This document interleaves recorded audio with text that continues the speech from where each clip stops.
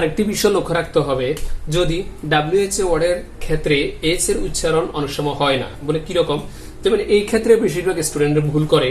যেমন আমরা যে WH ওয়ার্ডগুলো নিয়ে আলোচনা করছি, এর আগেও করছিলাম, তবু আর একটু আপনাদেরকে রিপিট করে বলে দিচ্ছি। সেটা হচ্ছে যেমন WHAT হোয়াট। তো হোয়াট শব্দটা আমরা বলি যে সবাই কি হোয়াইট বলি, কিন্তু এর উচ্চারণটা এসটা অনুচ্চারিত, এটা কিন্তু আমরা অনেকে জানি না। তা মানে সচরাচর সব ক্ষেত্রে আপনি দেখবেন আপনি 100% স্টুডেন্ট ভিতরে আপনার 95% স্টুডেন্ট কি করে এই জিনিসটা ভুল করে থাকে, বাকি 5% স্টুডেন্ট যারা পারে তারা এটা সঠিক উচ্চারণটা করতে পারে। তবে এই WH ওয়ার্ড শুধু এটা না, যেমন হোয়ার, তারপর আছে আপনার ওয়াই, এইভাবে অনেক যতগুলো আছে, যেমন হুইচ, তারপর আছে হয়েন, এইভাবে যতগুলো ওয়ার্ড আছে। যেমন আমি সংক্ষেপে বলি এটা সঠিক উচ্চারণটা কি হবে, এটা হবে ওয়ার্ড, অর্থাৎ হটা উচ্চারণ হবে না, এটা উচ্চারণ হবে না, ডিরেক্টলি আপনার উচ্চারণ হবে ওয়াট। আর এটা অয়ার, এটা হচ্ছে ওয়াই, এটা হচ্ছে উইচ, এটা হচ্ছে অয়েন। এইভাবে আপনাদেরকে উচ্চারণ করতে হবে। এটা হচ্ছে কমন একটা ভুল, আর সচরাচর অনেকে আমরা সেটা অর্থটাও জানি না। ওয়াট শব্দের অর্থ কি বা যাহা, ওয়াট শব্দের অর্থ কি বা যাহা। আর অয়ার শব্দের অর্থ হচ্ছে আপনি কোথায় অথবা যেখানে। আর অয়েন শব্দের অর্থ হচ্ছে কখন বা যখন। আর ওয়াই শব্দের অর্থ হচ্ছে কেন। আর উইচ মানে কোনটি অথবা যেটি, অর্থাৎ সেন্টেন্স ভেদে যে অর্থটা প্রকাশ পাবে তখন সেটা কি করতে হবে, বলতে হবে। এটা হচ্ছে সাধারণ একটি ভুল। আরেকটি হচ্ছে, তবে একটা কথা মনে রাখতে হবে যে 3টি প্রোনাউন ও একটি কনজাংশনের ক্ষেত্রে এটার উচ্চারণটা এইচ উচ্চারিত হবে, বলে সেটা কোনটা। যেমন হু, এই হু যখন আমরা বলবো সেক্ষেত্রে অবশ্যই কি হবে, এইচটা উচ্চারণ হবে। আর আরেকটি ওয়ার্ড আছে যেমন হোম, WHOM, হোম, এই হোমের ক্ষেত্রে এইচটা উচ্চারিত হবে। আরেকটি আছে যেমন হোস, WHOSE, হোস শব্দটা হচ্ছে কার, এই হোস ক্ষেত্রে এইচটা উচ্চারিত হবে। আরেকটি আছে হোল, WHOLE, হোল শব্দের অর্থ হচ্ছে সমগ্র, মানে সমগ্র জাতি ক্ষেত্রে এটা হোলটা, যেমন যে কোনো কিছু সবকিছু যখন বুঝাবে তখন সেটাকে হোল উচ্চারণ ক্ষেত্রে এটা ব্যবহার করা হয়। হোলের ক্ষেত্রে, সম্পূর্ণ ক্ষেত্রে এটা হোলটা ব্যবহার করা হয়।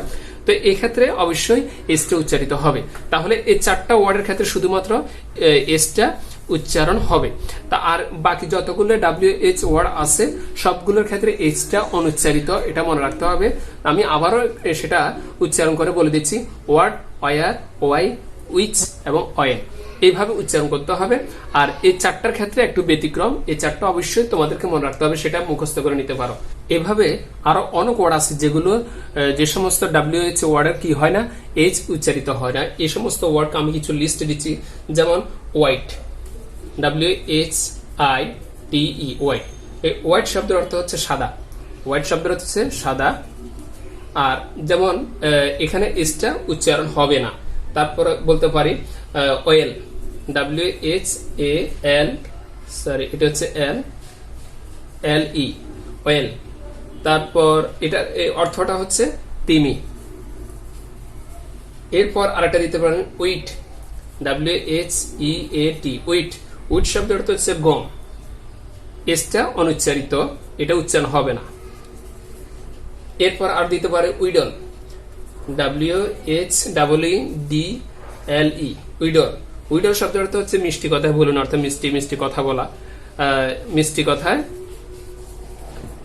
কথায় ভুলানো। এরপর আরেকটি আছে যেমন উইট, WHET, উইট। উইট শব্দের হচ্ছে মানে ঘষা দেওয়া, ঘষে কি করা, ধারালো করা, ঘষে ধারালো করা বা ঘষে শান দেওয়া, একই কথা। উইট।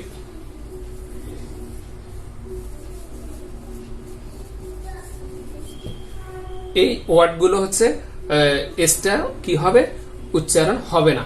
তারপর আরো কিছু আছে যেমন উইপ, উইপ শব্দের অর্থ হচ্ছে চাবুক, যেমন WHINE, উইন। উইন শব্দ হচ্ছে ঘ্যান ঘ্যান করা।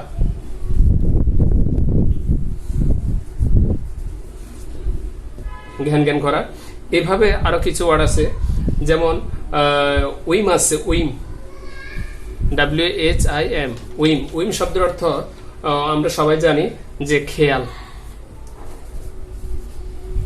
খেয়াল, উইম শব্দের অর্থ খেয়াল। এরপর হচ্ছে উইস্টল, উইস্টল মানে বাঁশি, উইস্টল, WHISTLE, উইস্টল মানে বাঁশি, মনে রাখবে এগুলো।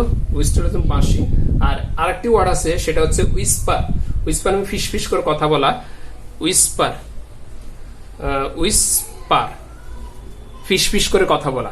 তা আশা করি এই ওয়ার্ডগুলো তোমরা ঠোঁটস্থ মুখস্থ করে ফেলবে, অর্থাৎ WH ওয়ার্ড যুক্ত যতগুলো ওয়ার্ড আছে তার মধ্যে এগুলো হচ্ছে অন্যতম। তবে এই সমস্ত ওয়ার্ডগুলোর ক্ষেত্রে কি হবে না, এসটা উচ্চারণ হবে না, এটা অবশ্যই তোমরা এটা মনে রাখবে। তো আশা করি WH ওয়ার্ড নিয়ে যত কনফিউশন আছে আশা করি দূর হয়ে যাবে, কিভাবে সেটা উচ্চারণ করতে হবে, কিভাবে সেটা বলতে হবে।